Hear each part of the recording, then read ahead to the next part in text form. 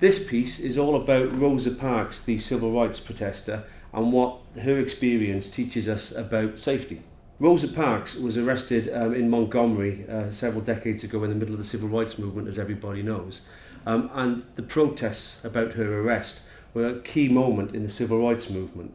What a lot of people don't know is that she was far from the first person to be arrested in that town, but she was the first person to be arrested that everybody knew. She was on every committee in town and she made dresses for the rich and famous. So when she was arrested, everybody mobilised and made phone calls. And why that's interesting is because everybody knew her. And physiological studies show that we respond completely differently to acquaintances than we do to strangers. In fact, often we'll respond better to an acquaintance than we will to a friend. We're much more comfortable saying no to a friend. What this illustrates is the power of the subconscious. People wouldn't have been aware of the fact that they were responding positively to her experience because they knew her. This is something you sort of do instinctively. In an earlier piece, we talked about the power of the word but, where we say we want this to be done safely, but by Friday. And we all know that that means by Friday. And when we end up in a court, we say, well, I said safely really explicitly. I don't know what the problem is. And often it's these subconscious clues that trigger the behaviour. So in a previous piece, we talked about how that could work negatively and communicate a lack of commitment to safety and health. What I'd like to do in this piece is do something a bit more positive and how that subconscious trigger can deliver positive results. So in order to demonstrate something more positive around the world of coaching, I'd like to use the feedback fish.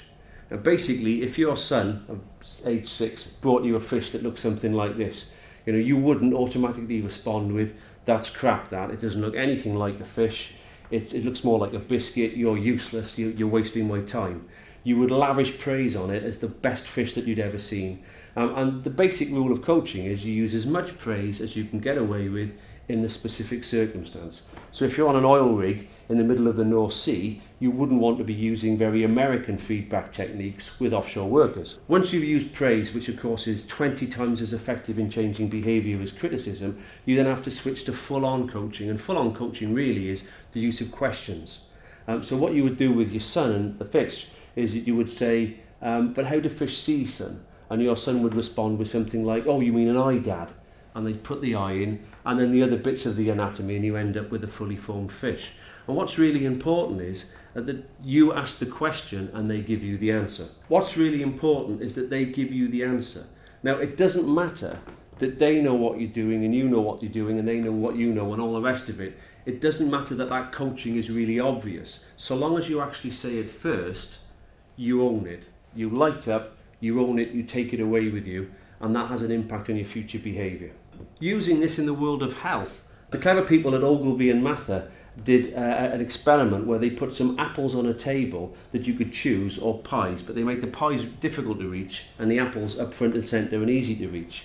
And more than that, they put a mirror behind this table so that you could see what you were doing. Again, there's a famous study that shows it's very difficult to behave badly in front of a mirror, very difficult to steal from a collection plate where eyes are watching you.